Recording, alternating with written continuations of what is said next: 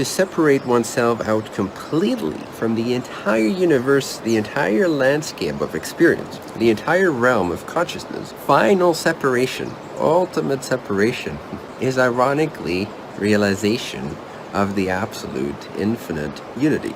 If we take this natural, original, primordial space of what you are, for now let's call it awareness, it doesn't matter. Ultimately it's beyond even what we would call of, what we would think of as awareness, but the term does a good job at getting pretty close to infinite reality. Because awareness cannot be found to be anything, right? This is not awareness. This is not awareness. This is not awareness. I can't find it in my brain. It's this intangible, formless, space-like quality of I know, of knowing, pure knowing, of being, knowing, being, knowing, being, knowing, knowing, being, knowing. So you can't put your finger on it. You can't grasp it. You can't catch it. You can't kill it. It endures. It continues. Doesn't matter what appears. It just endures. It continues. Every appearance inseparably appears from it. But again, it has become associated. It has become collapsed. It has blended together with ideas that have appeared within this awareness, or alongside this, with this awareness. And if we start separating from these concepts one by one, so let's say I'm triggered about something, and I investigate, okay, I'm triggered about the situation. This person said something to me, and it gave me an emotional response. Perfectly fine, just accept it. But then investigate, okay, I have this trigger. What must I believe is true? What must I believe I am? What must I have identified and associated with to be offended by vibrations in what appears to be air hitting my eardrum? A person could have said the same thing. If I was deaf, I would not be triggered. The same thing happened, but I did not internalize it. I did not hear it. I did not perceive it. I did not interpret it. I did not give it meaning. I did not pass it through my filters of associating awareness with form, with ideas, with concepts. And if I find the concept, and usually it's multi-layered, multifaceted, because we're conditioned in several ways, but I can find things like, oh, I thought I was the body. I'm assuming I've associated with the body, and I've associated with being a personality inside this body, that I have to use this body to represent that personality, that truth that I feel is true. And I have to go out there in the world, and this is who I am. I have associated with this form, spatially, temporally, ideology-wise, thought-wise, belief-wise. And so it makes sense that I'm triggered because awareness, has associated itself with the body. And the body is the culprit for most triggers and most experiences that feel personalized. For most of our delusions, the root of it is like the feeling that I am the body, the belief that I'm the body.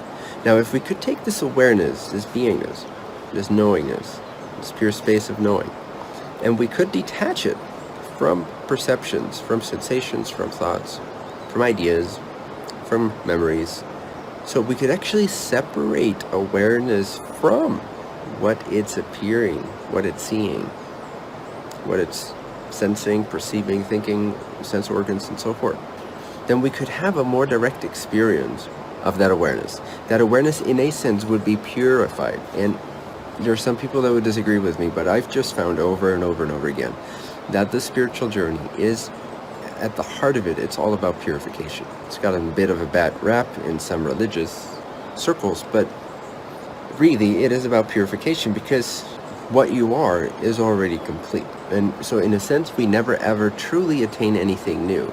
An attainment of something new, in a sense, is a rediscovery. Discover, you uncover, you separate the dirt, the filth, the associations out from the truth. You cleanse, you purify. Every time you purify that awareness, every time you separate that awareness from the elements it has become associated with or attached to, or you detach the elements from that awareness purifies itself. And again, the separation thing is just semantics, because you can't separate anything, so don't worry about it. Like, oh, this is a separation practice. We're everything. Yes, you are, but you can't realize that from the point of view of being the body. You just can't. Or the point of view of being a person. You just can't. You got to go beyond. You got to go beyond the mind stuff. One of the most effective, direct ways, pragmatic ways to do that is to separate yourself from everything. Don't make this into it's not a philosophy. It's not a philosophical stance to take towards life and the people that you meet and the jobs that you do and your duties and honors. It's just a practice. It's not about thinking in terms of separation. It's about distinguishing, making distinction, clear distinction, discerning between what you are and what you are not. Oh, but aren't we everything? Yes, but if you take the route of I'm not this, and I'm not this, and I'm not this, and I'm not this, you can very quickly, arguably most directly, most fast, realize unity. So separating your true self from your false self is actually a way into unity.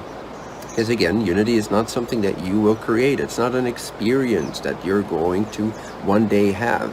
It's the nature of things. It's the substratum of things, if you will. It's just the isness of things. You can't undo it. It doesn't matter what you think. You can have a million separation thoughts and feelings every single minute for the rest of your life, and it would not put a single change or dent in absolute, infinite, unified, one reality. So it doesn't matter what you do, you see, in terms of spiritual practice. Like, you can't separate.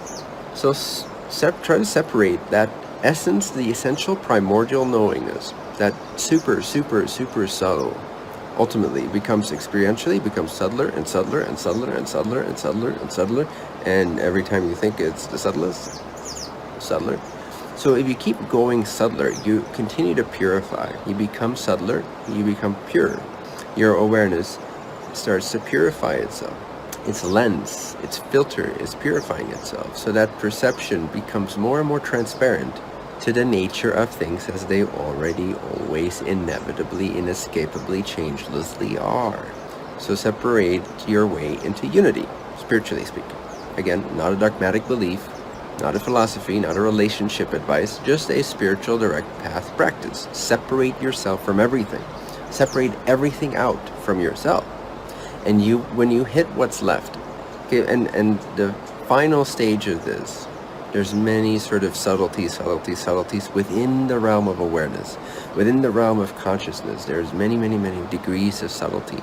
And every time it's more spacious, it's more subtle, it's more indescribable. It has less and less to do with space and time and people and relationships and thoughts and conventional reality.